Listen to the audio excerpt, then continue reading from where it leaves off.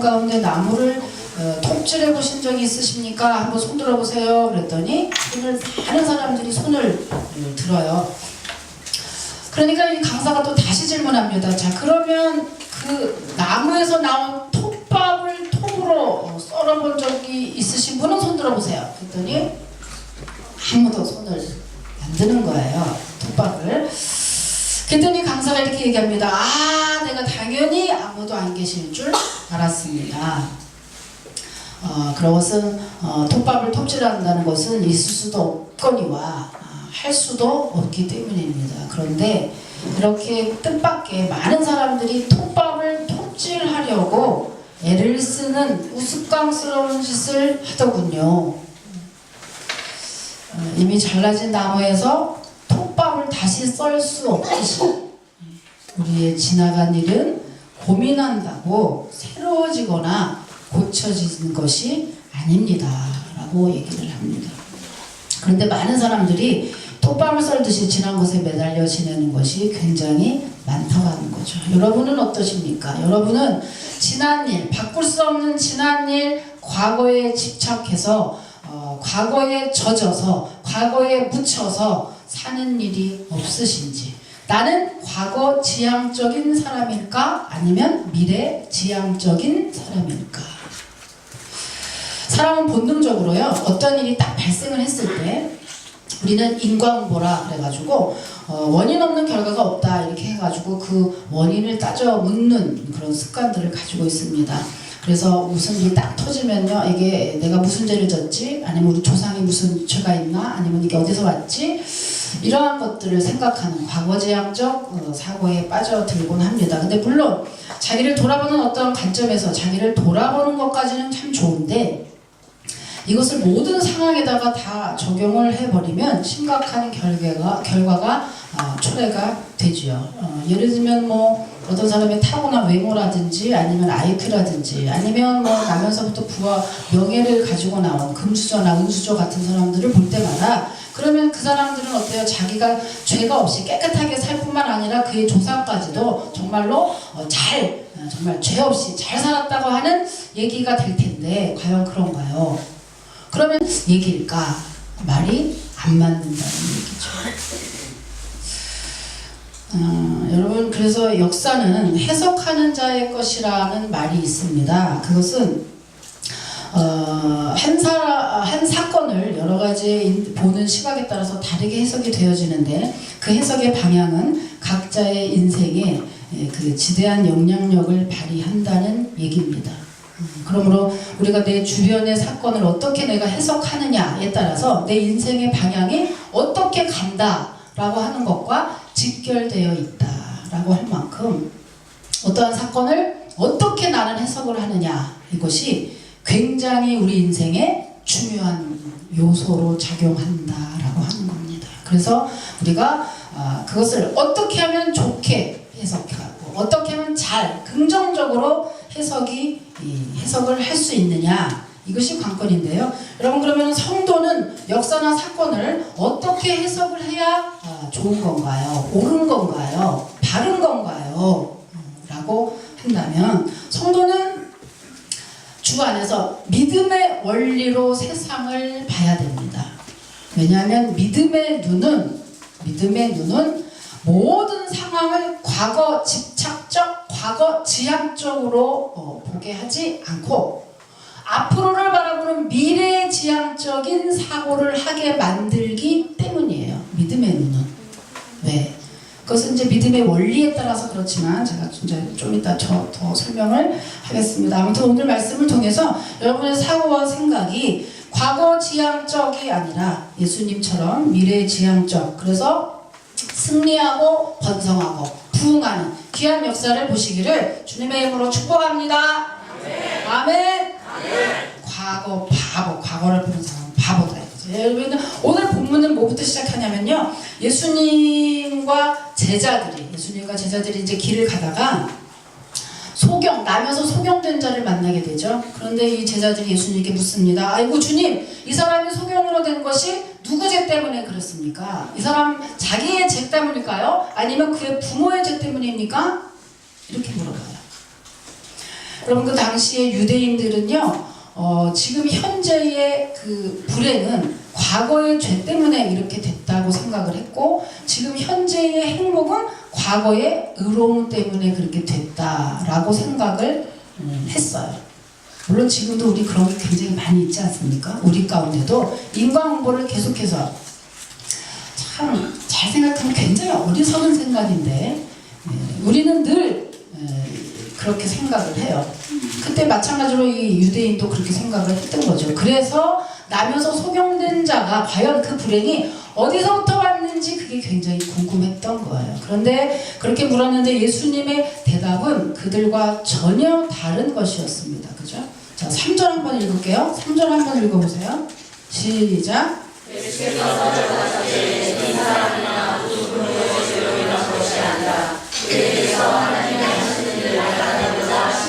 네, 하나님이 하시는 일을 나타내고자 하신지라 미래형이에요. 미래지향적 대답을 하시죠. 미래형으로 대답을 하세요. 아직은 아니지만 그러나 미래지향적 대답을 하시는 거예요. 한마디로 제자들이 과거에서 불행의 원인을 찾아내려고 했던 그런 과거지향적 사고를 했다라고 한다면 예수님은 그 불행 속에서 하나님의 하실 일들을 하나님의 하실 치유와 또 은혜를 바라보는 소망 가운데 바라보는 미래지향적 사고를 했다고 하는 사실이에요. 여러분 우리 과거지향적 어디서 왔을까 이 생각 과거지향적 과거를 집착하는 그 사고는요 우리를 낙심하게 만들어요.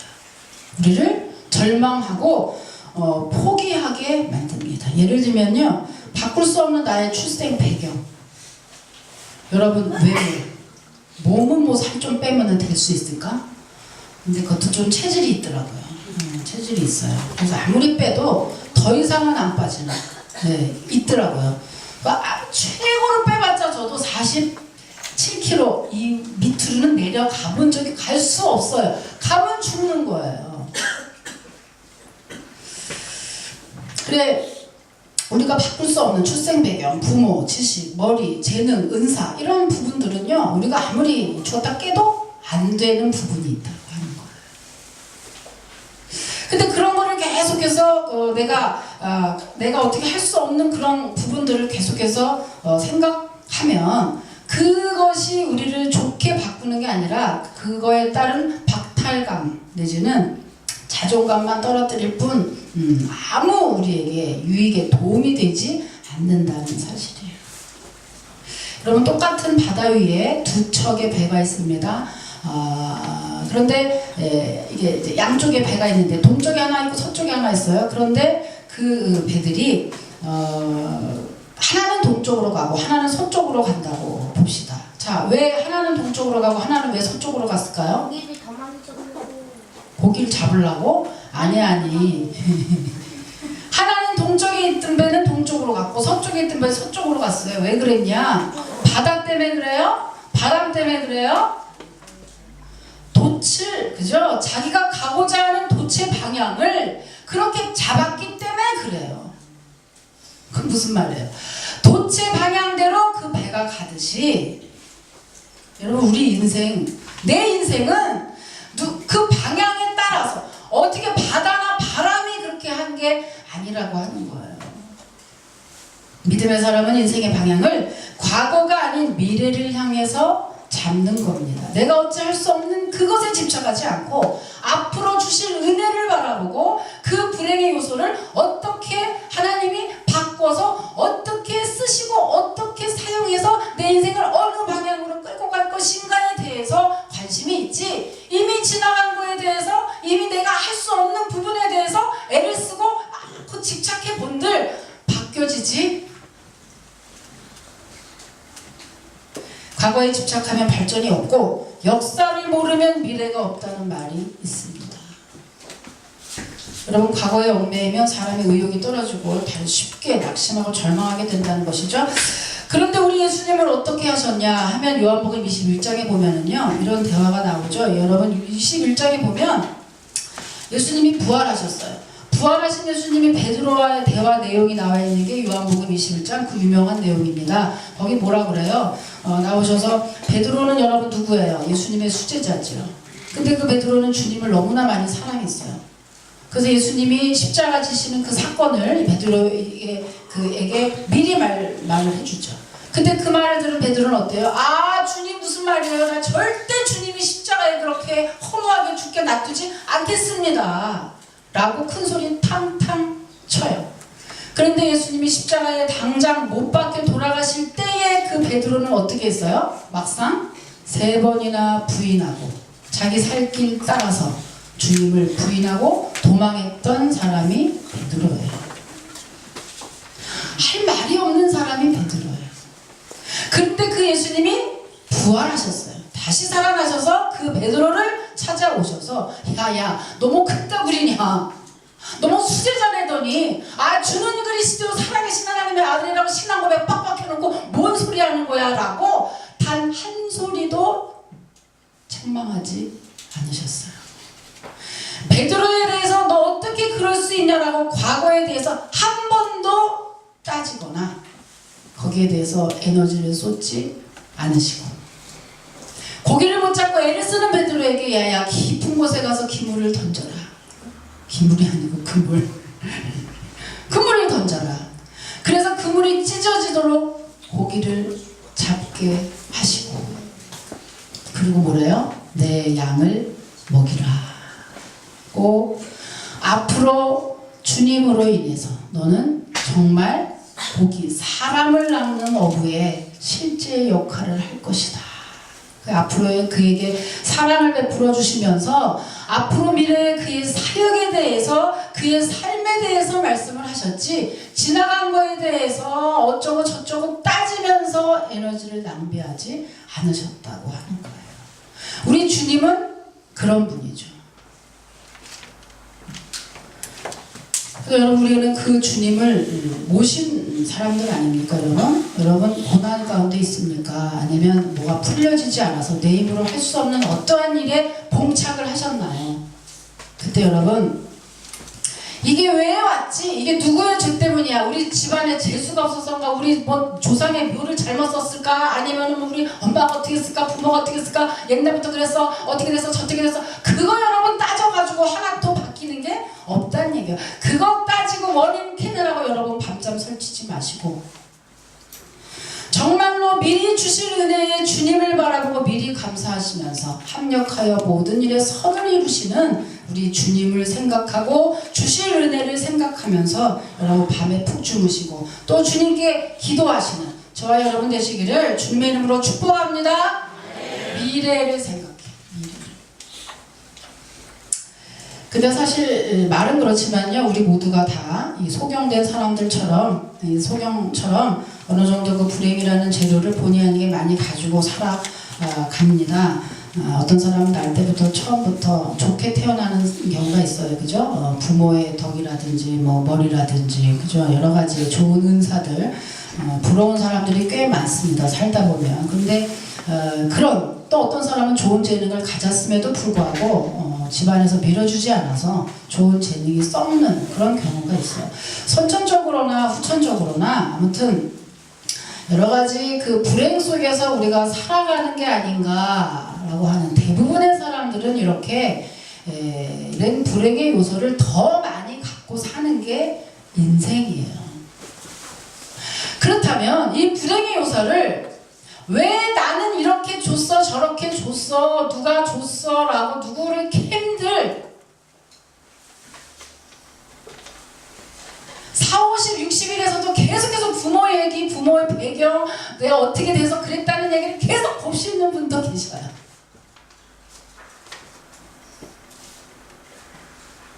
누가 줬냐 라고 하는 왜 왔냐 라고 하는 왜 나는 이런 요소를 물려받았냐 라고 하는 그런 과거에 집착하고만 산다면 여러분 그 인생은 계속해서 우울하고 힘들고 불행할 거예요.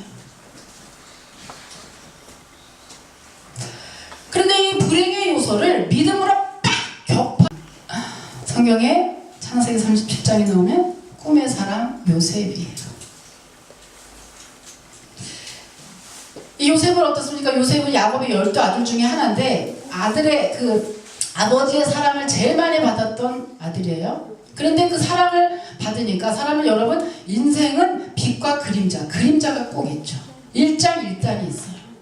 이렇게 아버지의 사랑을 많이 받으면 누군가의 시기를 받아요. 교회에서도 그렇고 회사에서도 그래요. 항상 그렇습니다. 항상 그림자가 있다는 걸 여러분 기억하세요. 나를 여러분 내가 누구든지 나를 다 좋아한다고 생각하는 건 교만이에요. 반드시 나를 싫어하는 사람이 있습니다. 이걸 인정하고 살아야 되는 거예요. 이 요셉은 어때요? 정말 부모의 사랑을 받았더니 형의 시기해가지고 형들이 이 요셉을 애국으로 팔아먹죠. 요셉은 정말 철천지 원수 같은 게 바로 형이에요. 남도 아닌 형이라고요.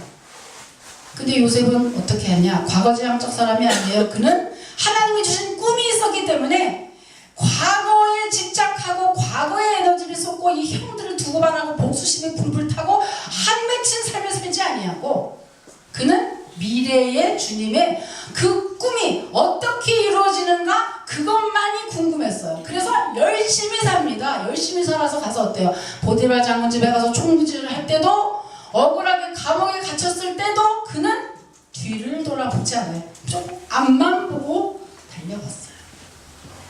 결국에는 그런 글을 왕의 눈에 참 잘 들어서 어때요? 그때 당시 노예 신분이었던 요셉이 애굽의 총리가 된다? 이거는 있을 수 없는 기적 같은 일을 요셉에게 일어났죠. 왜요? 믿음 때문에, 그의 생활 태도 때문에, 그의 과거를 보지 않는 그의 마음 상태 때문에. 그래서 그가 총리가 됐어요. 총리가 된 다음에 정말 나중에 원수 같은 형들을 만나게 됩니다. 그 형들을 만났을 때 요셉이 어떤 사람이냐, 어떻게 살아왔느냐 단 한 번에 볼 수 있는 대목이 나와요. 그게 창세기 45장입니다. 45장 7절입니다. 자, 여러분 한번 읽어보세요. 시작.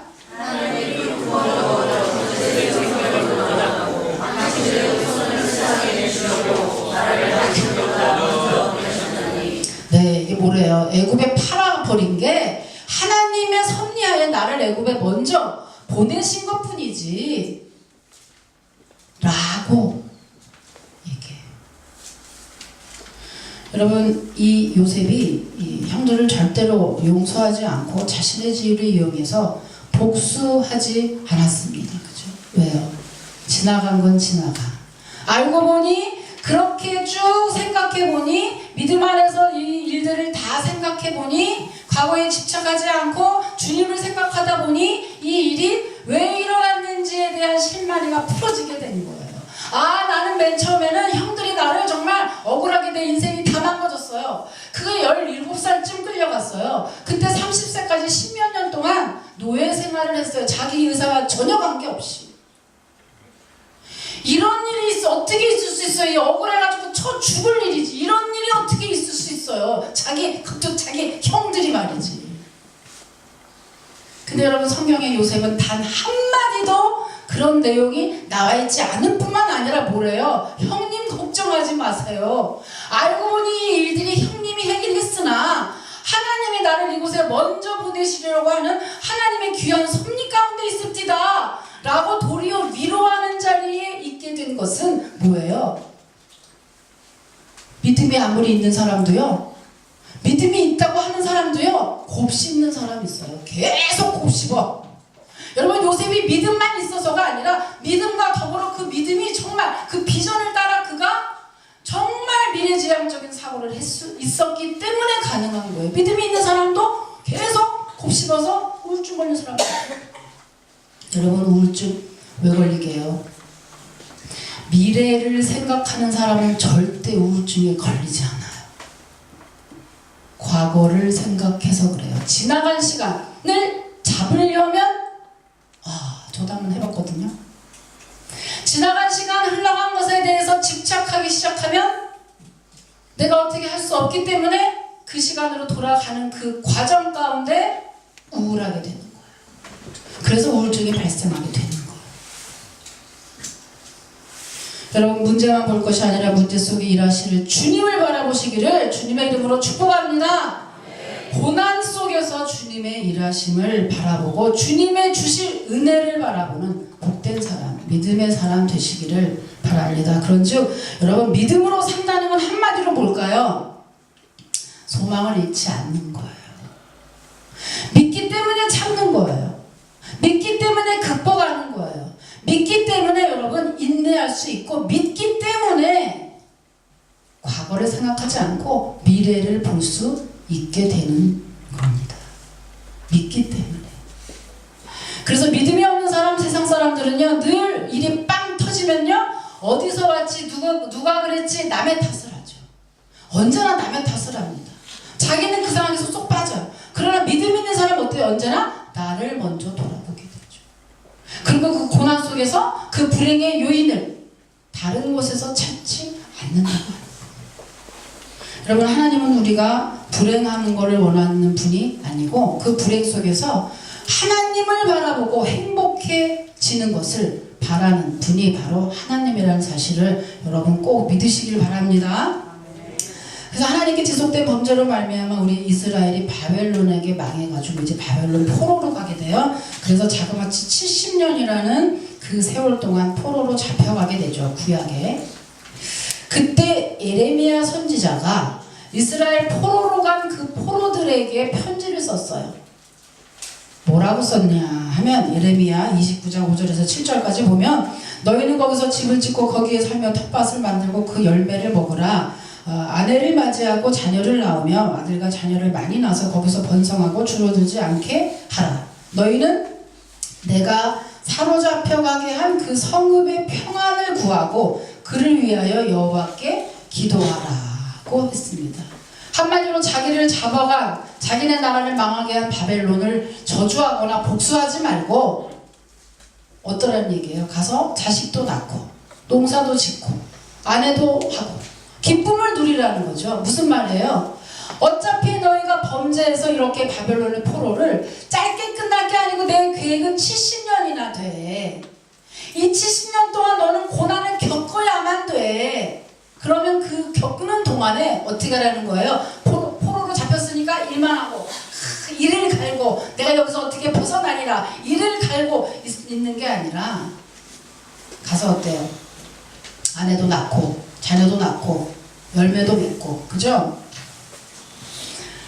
정말 포로라고 하는 그 불행에 집착하고 살지 말고 도리어 적국인 바벨론을 위해서 기도하는 그래서 그 상황에 어차피 떨어진 그 상황에 평안함을 가지고 주실 은혜를 생각하면서 소망 가운데 너희들이 거하라고 하는 하나님의 메시지인 겁니다. 에레미야 선지자는요 그래서 이 하나님의 뜻을 이렇게 설명을 하죠. 자, 에레미야 29장 11절입니다. 한번 읽어보세요. 시작. 여호와의 말씀이라 너희를 향한 나의 생각을 다하니 평안이 어찌하게 하느니라 너희를 이루와 평안을 주는 것이니라. 아멘. 하나님은 우리에게 고난을 직접 고난을 주고 매를 주고 힘들게 하고 불행하게 하고 하나님이 이렇게 하시나 이런 뜻을 절대 하나님은 그렇게 하지 아니하시고 우리에게 재앙 주시기를 기뻐하지 아니하시고 우리에게 평안을 주시기를 기뻐하시는 분이라고 하는 사실입니다. 왜요? 그것이 믿음이기 때문이에요. 믿음이기 때문이에요. 여러분 믿음이 뭘까요? 믿음이 뭘까요? 믿음은 이러한 염려와 이러한 근심들이 왜 생기는 줄 아십니까? 왜 과거에 집착하고 왜 우리가 불안해하는지 아십니까? 바로 죄 때문에 그래요. 여러분 믿음이라는 것은 예수님이 십자가에 못 박혀 돌아가실 때 내 과거의 죄, 현재의 죄, 내 앞으로의 미래의 죄가 다 사함받을 뿐만 아니라 내 조상의 죄, 내 조상의 저주, 우리 집안의 심판, 우리 집안의 저주, 팔자, 운명아 가라, 내가 간다. 이 운명 모든 더러운 모든 세력들 다 예수 십자가에 못 박혀 돌아가실 때, 그리고 3일 만에 부활하실 때 다시금 그것이 흰 눈처럼 양털처럼 깨끗하게 정결해질 뿐만 아니라 그것을 이기고 승리한다는 것을 믿는 게 믿음이에요. 믿음은 그냥 교회 왔다 갔다 하는 그게 아니고, 이러한 것들, 이 저주, 심판, 조상의 죄, 누구 때문에 네가 소경됐냐, 그거 말이 안 되는 얘기예요. 내가 장애로 태어난 게, 내가 힘들고, 내가 뭐가 어떻게 된 게 누구 때문에 저주 때문에, 이거 그것도 저주를 못 이길 예수님을 뭐하고 믿어요. 그렇게 해서 정말 그 죄를 사함을 받고 영원한 하나님의 자녀가 돼서 영원한 영생뿐만 아니라 이 땅에서도 정말로 치유하고 회복하고 복을 주는 그런 놀라운 축복의 열매를 주시는 그 하나님의 자녀가 되게 되는 거, 그게 바로 믿음인 줄 믿습니다. 믿음은 그런 거예요. 믿음은 자체가 미래지향적 사고를 가질 수밖에 없는 거예요. 믿음은 그런 거예요. 자, 여러분 따라해 봅시다. 눈앞의 문제만 보지 말고 문제 뒤에 역사하실 주님을 바라보자. 과거를 생각하지 말고 주님의 은혜 주실 미래만 바라보자. 아멘. 아멘이에요. 지금부터 이 땅 미래 얼마나 밝고, 지금부터 뛰는 만큼 먹는 거야. 지금까지 뭐가 안 됐다면 지금 하는 만큼 먹는 거야. 근데 뭐 천천히 할 거야? 빨리빨리 가야지. 빨리빨리. 내가 저기 있어. 빨리 가야지. 뭐 따지고 옛날에 어쨌고 저쩌고 할 필요 하나도 없다는 거죠. 믿음 안에서. 여러분 무조건 긍정적인 관점만 가진다고 해서 불행이 행복으로 바뀌는 것만은 아니에요. 우리의 불행에 하나님이 역사하셔야 바뀌죠. 그렇다면 그 하나님이 어떻게 역사하시냐? 바로 우리의 믿음으로 반응할 때 하나님이 내 문제 가운데 오시고 내 문제 가운데 역사하셔서 그 불행이 행복으로 바뀐다고 하는 내용입니다. 자, 오늘 본문에 6절 7절 한번 볼게요. 6절 7절 한번 읽어보겠습니다. 6절 7절 시작.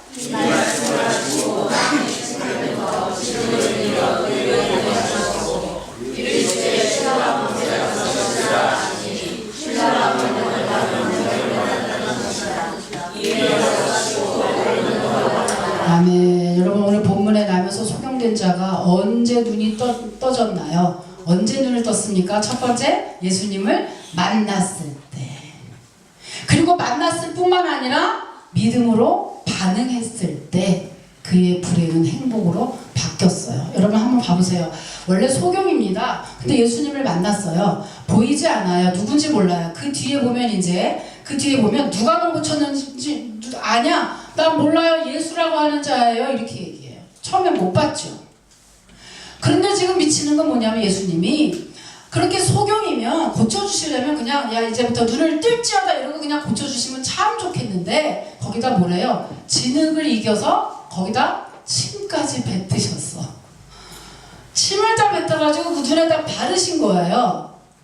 자, 그러면 이 소경이 지금 뭐 하시는 거야? 지금 여기다 침 뱉는 소리가 다 들렸을까? 패패 해가지고 봤더니 지금 뭐 하시는 거예요? 어차피 그렇게 안 해도 나는 눈이 안 보여요 라든지 이 일을 하나도 제기하지 않았어.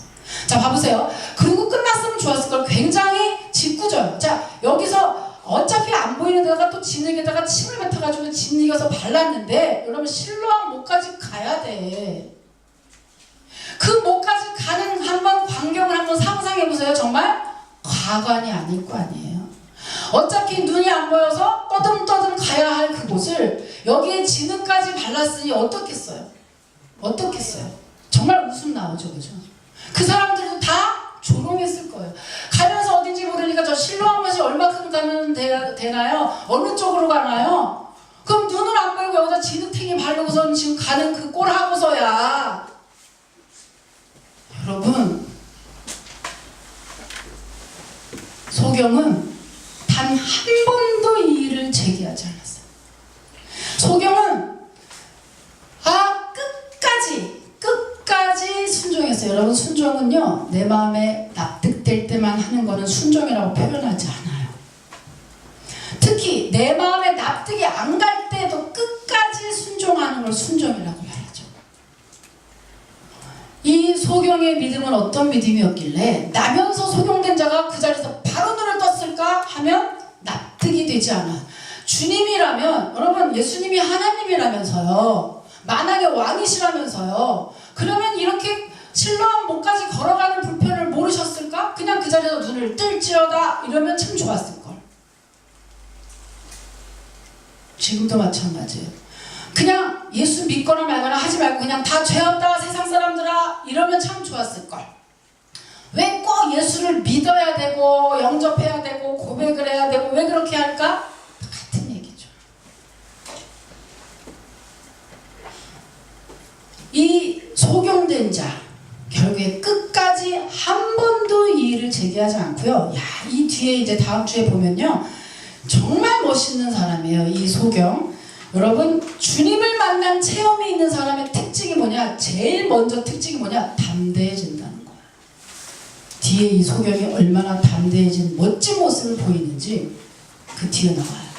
아무튼 간에 처음부터 싹수를 알아봤어요. 정말 아무 이의를 제기하지 않고 그대로 합니다. 그대로 가서 신라 못에 가서 씻었죠. 씻으니까 눈이 밝아지더라.